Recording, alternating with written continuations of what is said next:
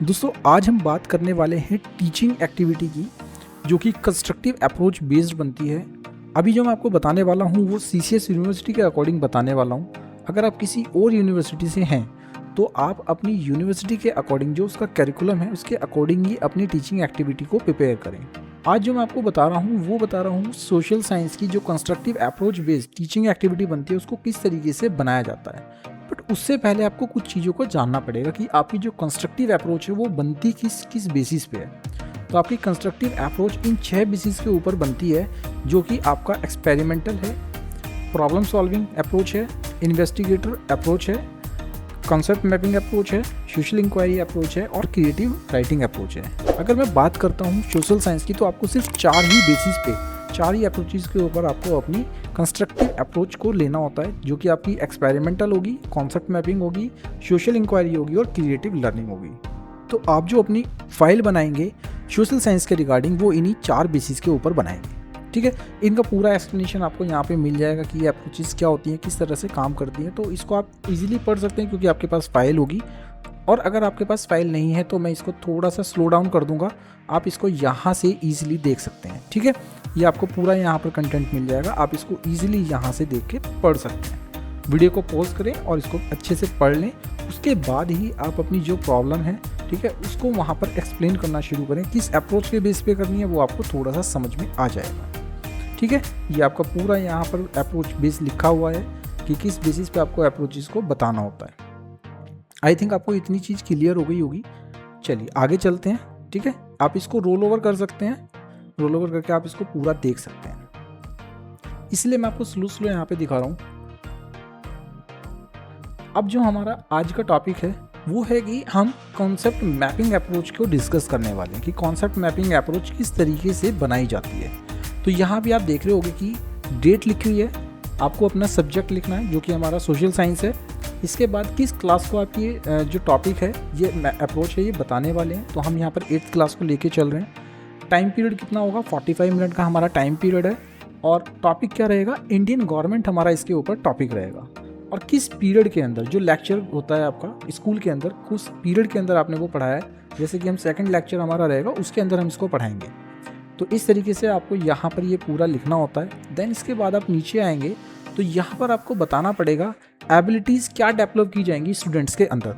तो सबसे पहले आप यहाँ पर कुछ पॉइंट्स लिख सकते हैं। जैसे यहाँ पर मैंने लिखा हुआ है कि की कॉन्सेप्ट और सब कॉन्सेप्ट्स को आइडेंटिफाई करेंगे। हम लोग बच्चों को आइडेंटिफाई करना सिखाएंगे, देन उनको क्लासीफाई करना सिखाएंगे कि कॉन्सेप्ट और सब कॉन्सेप्ट को किस तरीके से क्लासीफाई किया जाता है, और की कॉन्सेप्ट को सब कॉन्सेप्ट के साथ में लिंक कैसे किया जाएगा ये हम बच्चे को यहाँ समझाएंगे। और इसके साथ में डेवलप होती है पूरी कॉन्सेप्ट मैपिंग। ये आपको पूरे अच्छे से समझ में आ जाएगी कि किस तरीके से ये कॉन्सेप्ट मैपिंग क्रिएट की जाती है। अब कंस्ट्रक्टिव लेसन प्लान को स्टेप बाय स्टेप किस तरीके से बनाया जाएगा, उसके लिए यहाँ पर मैंने 3 पॉइंट्स को डिस्कस किया है। सबसे पहला है कि हम कॉन्सेप्ट जो है हमारा की कॉन्सेप्ट, उसको हम सिलेक्ट करेंगे कि किस बेस पे हम अपनी चीज़ को समझाने वाले हैं। तो जैसे अभी हमारा की कॉन्सेप्ट क्या है, इंडियन गवर्नमेंट है। उसके बाद आप डेवलप करेंगे कॉन्सेप्ट मैप, किसके साथ में, क्लासिफिकेशन के साथ, कि वो जो हमारा कॉन्सेप्ट है उसको हम इस तरीके से डिज़ाइन करें ताकि बच्चा उससे अपने आप को लिंक कर पाए, उसको अच्छे से समझ पाए। आपका जो की कॉन्सेप्ट है वो उसके साथ में लिंक हो जाए की मैप के साथ। ठीक है, और इसके बाद जो भी एलिमेंट्स हैं आपके, ठीक है, कॉन्सेप्ट के, उनको पहले बच्चों को बताना पड़ेगा ताकि बच्चा उनको लिंक कर पाए उस कॉन्सेप्ट के साथ। अब ये किस तरीके से करना है आपको, तो उसके लिए यहाँ पर मैंने इसको पूरा जो आपका एक्सप्लेनेशन है वो दिया हुआ है। ठीक है, आप इसको रीड कर सकते हैं, ईजिली आपको समझ में आ जाएगा कि किस तरीके से हमको ये मैपिंग करनी है।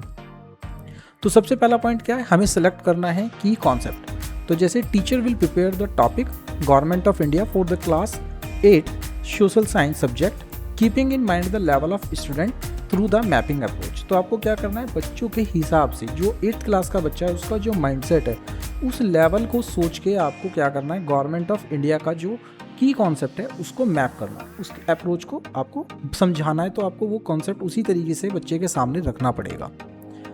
नेक्स्ट आता है आपका develop concept map with classification and linking the key concept. तो आप नीचे देख रहे होगे यहाँ पर एक चार्ट लगा हुआ है। अब ये क्या है, ये वो की कॉन्सेप्ट है इंडियन गवर्नमेंट, और इसको हमने क्या कर दिया, मैपिंग कर दी है। इंडियन गवर्नमेंट क्या होती है, 3 पावर्स होती हैं इंडियन गवर्नमेंट की।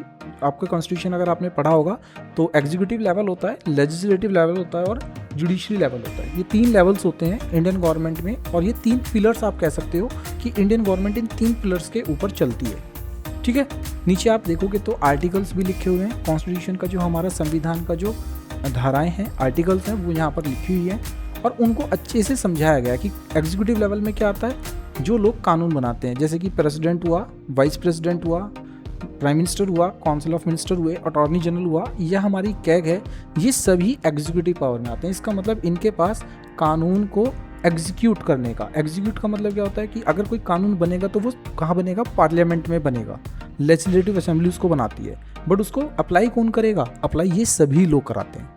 ठीक है, और इन सभी लोगों की पावर्स, इनका काम करने का तरीका सब एग्जीक्यूटिव लेवल के अंदर आता है। हम बच्चे को यहाँ से ईजिली इस चीज़ को समझा सकते हैं।